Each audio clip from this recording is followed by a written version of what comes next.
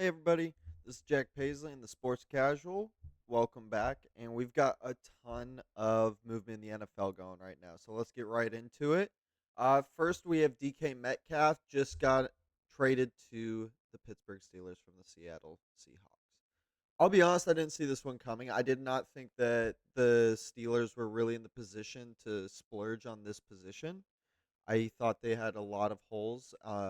Outside of one, they don't really have a set quarterback, and two, there was just a lot of holes in their game. I mean, their defense was it was all right. I mean, you got T.J. Watt, who is one of the best we've ever seen, but I didn't think they were an overwhelming defensive presence this year.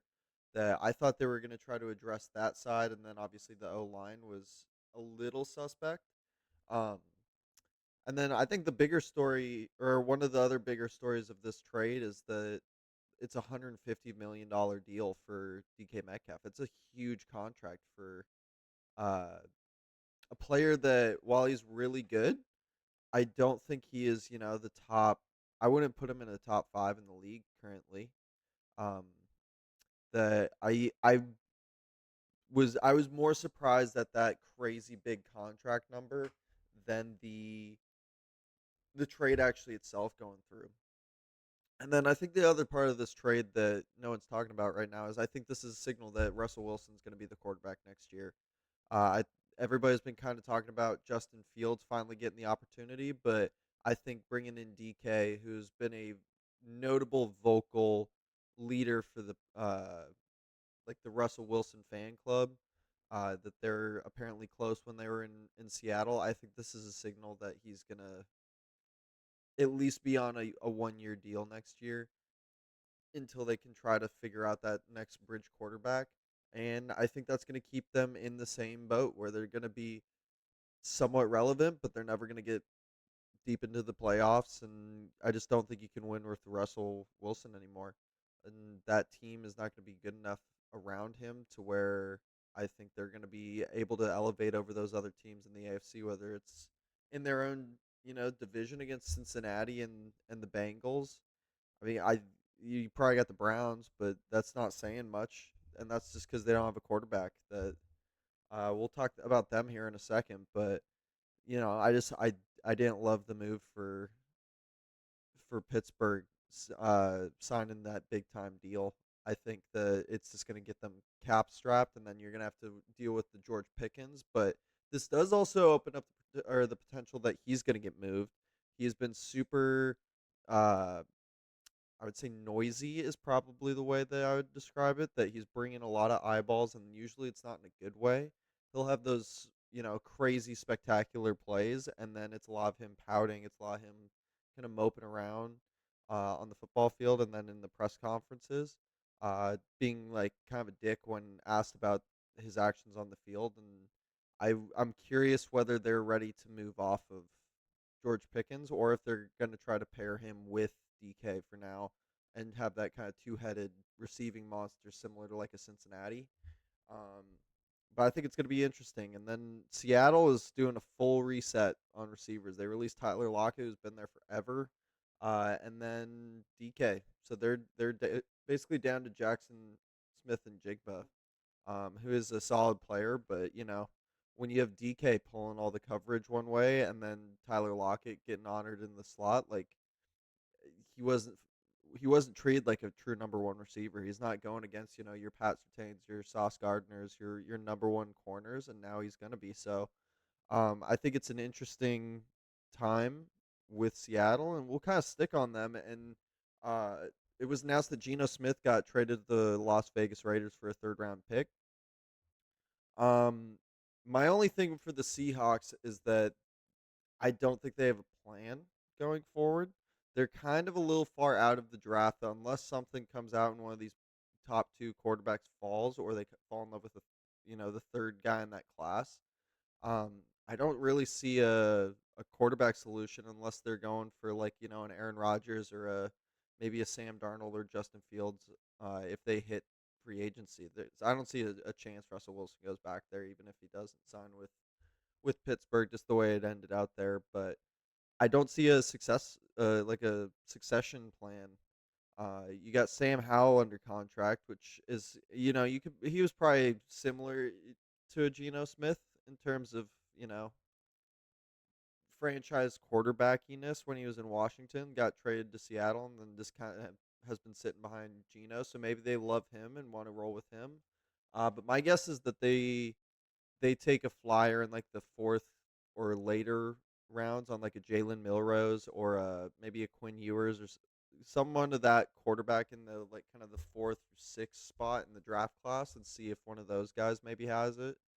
Um, Otherwise, they've got to sign a guy in free agency unless they're just openly resetting, which again they could be. Like they've traded and collected some draft capital, so maybe they're trying to move up to one of those top spots for Cam Ward or Shador.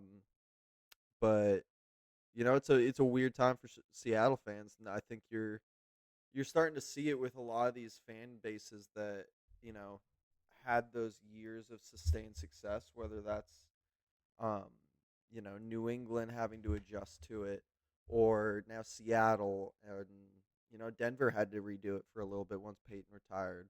That you're seeing these fans that are just accustomed to being, Super Bowl contenders at the very least forever, have to realize what it's like for every other fan. That um, I think all those years with the Legion of Boom kind of got them, spoiled a little bit, and now they're having to settle up a little bit. Their defense is still going to be really good next year, but their offense is going to be.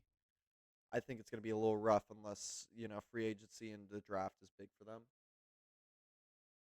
And then for the Raiders, I Gino's going to come in and stabilize that position.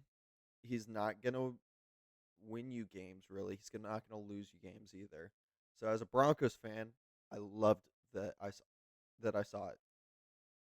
They were tied. The Raiders were tied to Matt Stafford rumors forever before he got restructured to stay uh in Los Angeles, and that one I was not a big fan of. But I don't see the Raiders as a huge threat with Geno Smith. I don't think their roster is talented enough around him to be a true contender in the AFC West or in the AFC in general.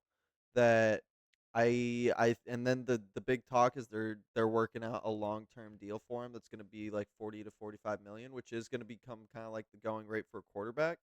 But I wouldn't feel comfortable paying Geno Smith that. That's the kind of the range I'd want to play like Brock Purdy, who's gotten people to Super Bowls. I don't think that Geno Smith is a franchise quarterback at this point. I still think he's kind of that bridge quarterback, and I think that if I was a Raiders fan, I wouldn't love this move. I like he's reuniting with Pete, which he has a great relationship with and is openly super supportive of and big fan of. So I'm sure that was exciting for Geno. But as a fan, I don't see the Raiders as a legitimate threat to anyone in the AFC as a Super Bowl favorite. And I guess that you like theoretically could still bring in Shador, but there's no reason you'd pay Geno if you're going to draft a guy. Like that just seems like a waste of money because your ideal hope is that you trade for Geno, draft I don't know, like let's say Shador or somebody like that, and then Shador comes in and wins the job, and then you're just salary cap strapped, similar to like Atlanta right now with Kirk Cousins after giving it the job to Michael Penix. So, um, as a Broncos fan, love the self sabotage is not the right word, but hindrance that the Raiders are doing for their future on just not biting the bullet and trying to find that next young quarterback. And then Davante Adams just announced that he signed a 2-year deal with the Rams, and my first thought was this sucks to be Cooper Cup because he's still on that team. Like they announced that they're planning on trading him, but they haven't traded him yet. And basically, what they're saying to him, uh, is that you're just not good enough to warrant the money. So we're gonna pay a similar age receiver more money than you, and we're gonna trade you because we don't think you're as good. And that's just a rough part of the NFL business that I like. I think I would struggle with that because everybody that says business isn't personal, like at the end of the day, it is. Like you're saying that I don't believe in you, So there is a personal side to it that I think that's got to be rough. But from a football move, I think that's a really good sign because Devontae is like a bigger, probably faster version of Cooper Cup, um, in terms of route running ability. And then you pair him with Cooper or Puka Nakua, you that's a tough that honestly might be the number one pass catching duo in the league right now. Especially with Matt Stafford, who is, in my opinion, still a top 5 or 6 quarterback in the NFL. And I think it'll be fun to see Devontae with a top quarterback that's not Aaron Rodgers and seeing how he adapts to that because he was putting up numbers in Vegas with like Aiden O'Connell throwing in balls. So it's not like he's incapable of being a number one receiver when he doesn't have that superstar quarterback, but there is just that next gear when you're playing with those guys. And I thought that Aaron Rodgers actually played pretty well last year. And then the media just kind of isn't a fan of him now because he talks that I think it'll be fun to see, you know, Matt Stafford, who's still pretty close to the peak of his powers, slinging the rock to him and Puka. That with Sean McVay, like that offense is going to be tough, especially if that running game kind of runs into form like it hasn't really the last couple years. That I think they are a sneaky Super Bowl pick because that defense is young and good, and that offense has some kick to it, especially if they draft well and can keep Matt Stafford upright. And then the last big story that's kind of been brewing was out of Cleveland. They announced that they signed Myles Garrett to an extension that's going to be $123 million. Uh, and I didn't think this one was going to be done. To be honest, I thought that Miles was finally done with being in Cleveland and wanted to actually try to win. But money talks. Like if someone put $123 million on the table with me, I'm sure shit not saying no. That part of me is sad just because you're not gonna see that he's generational style player be relevant anytime soon because that Deshaun Watson contract just didn't pan out. And at this point, I mean, I've pitched this before. I think if I'm that GM, I'm almost looking to move like 2 first round picks just to try to get out of that salary cap as much as I can, just to be like, take three, like half of this off my hands and fucking cut him, and just so we can move on. Like, there's such a gray cloud hanging over that organization because of that contract and the fact that he's not even going to be able to play, especially next year because he retore his Achilles doing something after he already had torn it. So it's just a gray cloud over that organization. Like going to Cleveland right now, unless they're drafting Cam, even if they're drafting Cam Ward or Shador or whoever, or some bringing in Justin Fields or whoever they're bringing in to compete for that spot.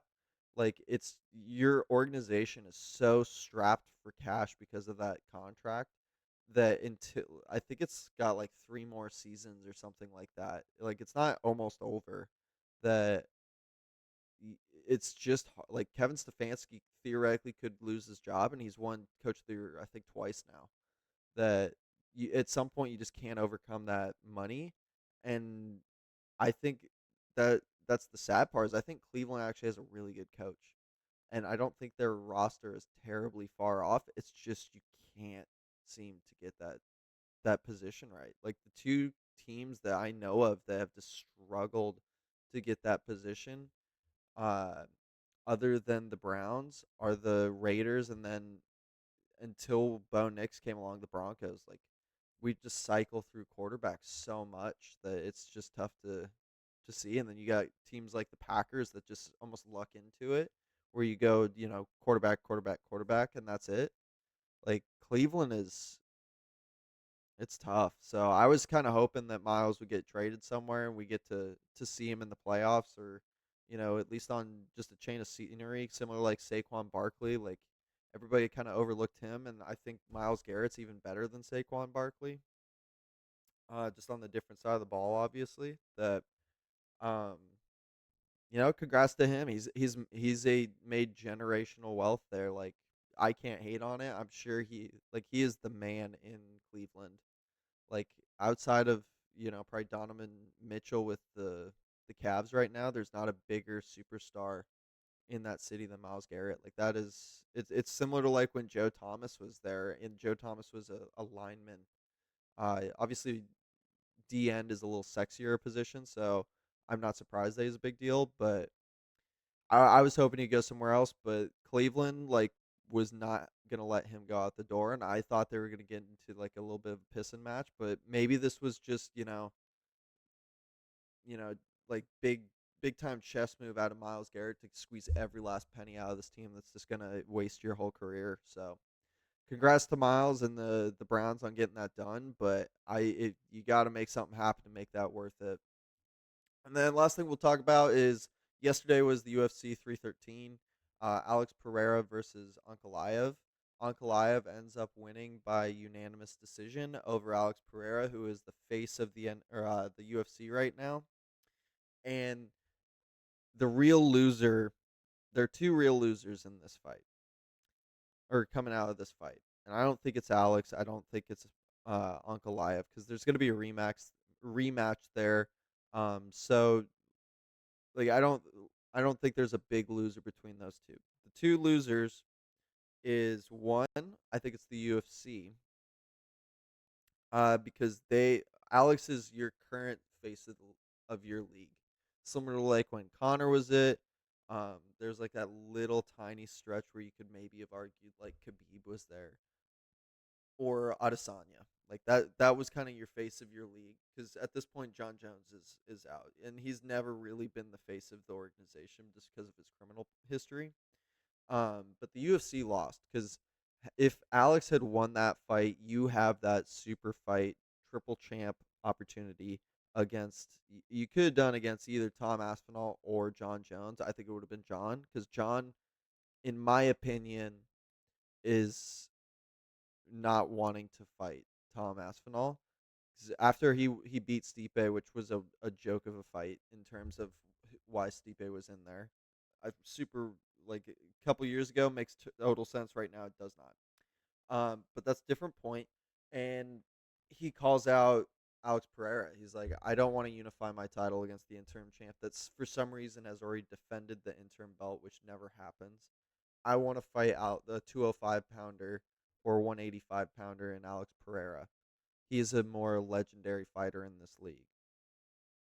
And that's off the table now. You can't make a realistic argument to put Alex against Jon Jones now. So he has no choice. He's got one uh, opponent he can face or he can retire. And that goes to my next point, which is the next biggest loser is Jon Jones. Like I don't see a world where Jon Jones beats Tom Aspinall at this moment in time at their respective ages. At their peaks, that's a different story. Right now, I think that Tom flatlines Jon Jones. And I think he makes it look easy. And I think that Jon kind of knows that. Um, that's why like everything you've heard is Jon's holding it up. Jon is the one that is not wanting to fight. Uh, so I think he's the biggest loser coming out of this fight because they're gonna do a rematch. Alex has done the UFC enough solids, and he's a big enough star that they're gonna want to get the belt back into his hands if possible. Um, it's another Dagestanian champion, which I don't think the UFC loves, if I'm honest. The whole Ramadan thing, which is actually going on right now. So respect to Magomed for actually fighting during Ramadan. Um, but a lot of their styles just aren't very fun. Like Magomed is one of the more fun ones, but even his grappling, it's a lot of holding, which is not the most fun. So you've got Islam. I'll get past. Like his issue is not boring fights because he is a finisher, but he just doesn't fight a ton. But you got Bilal Muhammad, who is not an exciting champ. You've got uh, Marab, he can be fun, but he's not a finisher. So a lot of his all of his fights are going to go to decision unless he gets finished. And then now you've got um, Magomed that it's very heavy on the Muslim Dagestani kind of mold right now, and I don't think the UFC likes that from a outside looking in. Like it's not going to pull in casuals watching most of those guys fight. When you get like the reason Alex got so big is he's got that touch of death power, and he's just a cool story. He's got that weird walkout.